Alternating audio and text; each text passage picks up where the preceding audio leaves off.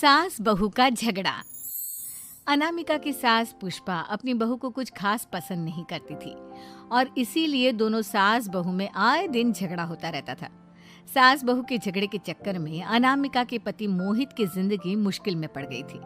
बेचारा बार बार माँ और बीवी के झगड़े को सुलझाता ही रहता था, लेकिन दोनों समझने का नाम नहीं लेती थी।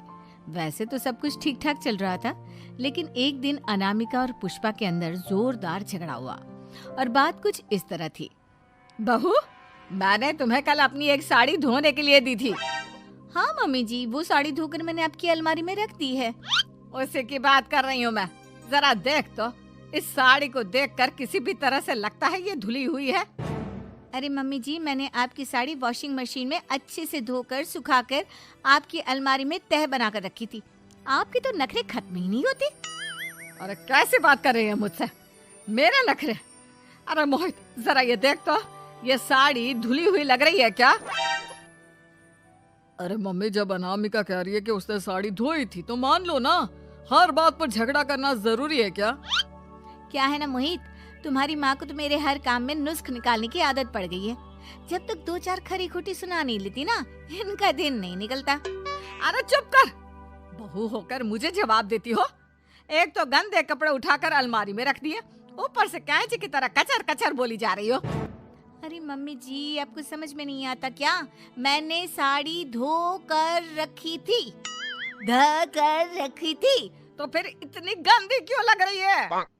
अब मुझे क्या पता मम्मी जी, आप इस पर इस तरह तेल और घी की चिकनाई के दाग लगाकर लाएंगी तो ये मेरी जिम्मेदारी थोड़ी ना है। अरे तो हाथ से धोना चाहिए था ना।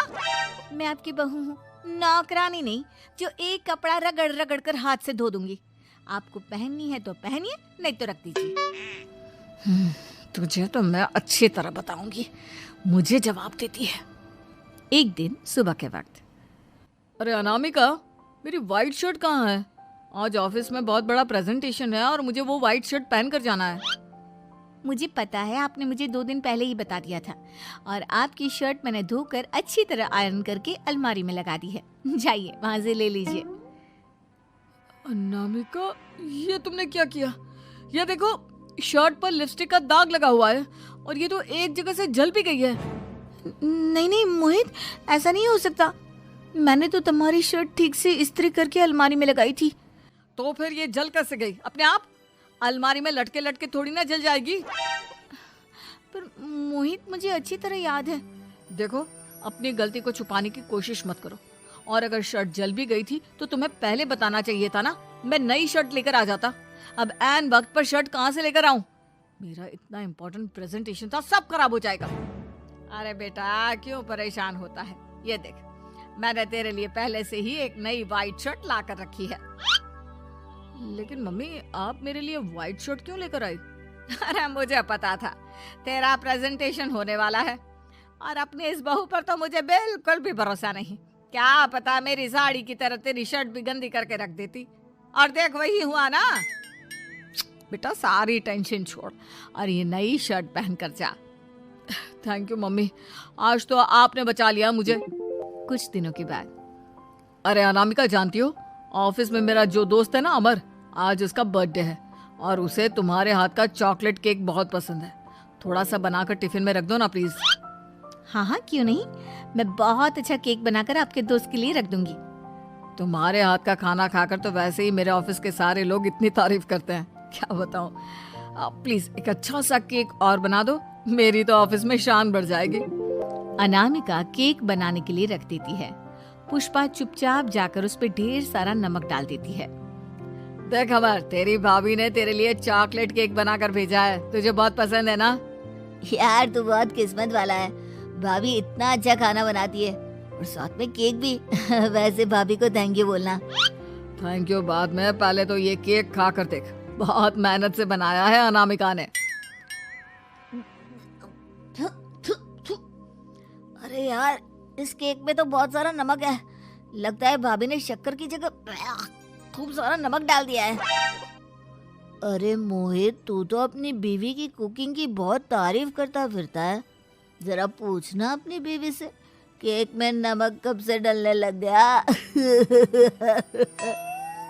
क्या यार, तुझे भी मेरा ही जन्मदिन मिला था बिगाड़ने के लिए। केक नहीं लाना था तो मत लाता, कम से कम मुझे इस तरह नमक वाला केक तो नहीं खिलाता। अरे नहीं यार, अनामिका ऐसा नहीं कर सकती, जरूर कुछ गड़बड़ हुई होगी। घर जाने के बाद अनामिका, अगर तुम्हारा केक बनाने का मन नहीं था तो ना बनाती, लेकिन मेरी बेइज्जती करवाने की क्या जरूरत थी? अरे आपकी बेइज्जती, ये आप क्या कह रहे हैं? मैंने तो सुबह आपको इतने अच्छे तरीके से केक बना कर दिया था। हाँ, लेकिन उसमें इतना सारा नमक डाल दिया था कि आज ऑफिस में मेरा अच्छा खासा मजाक बना है। मेरे सारे दोस्त हंस रहे थे मुझ पर। अरे बेटा, मैंने तो तुझे पहले ही समझाने की कोशिश की थी। एक नंबर की गैर जिम्मेदार है ये लड़की, कोई काम ठीक से नहीं करती। उस दिन भी गंदी साड़ी रख दी थी मेरी अलमारी में और झूठ बोल रही थी। कुछ दिनों के बाद अनामिका देखो, मैंने अपना लैपटॉप चार्जिंग पर लगाया है, उसे अच्छी तरह चार्ज होने देना। मेरी एक अर्जेंट मीटिंग है, प्लीज बीच में से हटाना मत। हाँ हाँ ठीक है, मैं नहीं हटाऊंगी। पुष्पा चुपचाप से जाकर चार्जिंग का बटन बंद कर देती है। थोड़ी देर बाद अरे ये लैपटॉप चार्ज क्यों नहीं हुआ? और ये बटन किसने ऑफ कर दिया? अनामिका इधर आओ। क्या हुआ? क्यों चिल्ला रहे इतना? अनामिका, मैंने तुमसे कहा था ना, मेरा लैपटॉप चार्जिंग पर लगा हुआ है, मेरी अर्जेंट मीटिंग है। तुमने इसका स्विच ऑफ क्यों कर दिया? अरे मैंने ऐसा कुछ नहीं किया, मैं क्यों स्विच ऑफ करूंगी? कुछ दिनों से देख रहा हूँ अनामिका, तुम मेरा हर काम बिगाड़ देती हो। देखो ये अच्छी आदत नहीं। कम से कम तुम्हें इस बात का तो ध्यान रखना चाहिए था कि मेरी कितनी इंपॉर्टेंट मीटिंग थी। अब क्या करूंगा मैं? आई एम सॉरी मोहित, लेकिन सच में मैंने जानबूझकर कुछ नहीं किया। अगर जानबूझकर नहीं किया तो क्या सब कुछ अपने आप हो जाता है? कभी मेरी शर्ट जल जाती है, कभी केक में नमक डल जाता है। आप मेरी बात क्यों नहीं सुनते? मैंने जानबूझकर कुछ नहीं किया। फिर से वही बात। अरे कितनी बार तुम्हें समझा चुका हूँ, इस तरह मेरा काम बार बार मत बिगाड़ा करो। तुम जानती हो मुझे कितनी प्रॉब्लम होती है। ऑफिस में तो पहले ही बेइज्जती करा चुकी हो, और अब ये मीटिंग, ये भी मेरे हाथ से निकल गई। अनामिका की समझ में कुछ नहीं आता कि आखिर उसके साथ ये सब क्या हो रहा था और क्यों हो रहा था। फिर कुछ दिनों के बाद मोहित अपने ऑफिस से कुछ फाइल लेकर घर आता है। अनामिका, ये कुछ फाइलें हैं, इन्हें संभाल कर रख दो। और प्लीज इस बार ध्यान से, कोई गड़बड़ी नहीं होनी चाहिए। नहीं मोहित, कोई गड़बड़ी नहीं होगी। मैं सारी फाइल्स अलमारी में लॉक करके रखूंगी और चाबी अपने पास रखूंगी। अनामिका, जरा अलमारी की चाबी तो देना। क्यों मम्मी जी, आपको क्या काम है? उसमें मोहित की जरूरी फाइल रखी है और मैं नहीं चाहती कि इस बार कोई भी गड़बड़ हो। पता नहीं कुछ दिनों से हर काम खराब हो जाता है। अरे मुझे उसमें से पैसे निकालने हैं और उसके बाद ले लेना अपनी चाबी। मैं खा नहीं जाऊंगी तुम्हारे पति की फाइल। अनामिका को अपनी सास पर शक होता है। चाबी देने के बाद वो चुपचाप छुपकर अपनी सास की हरकत देखती है।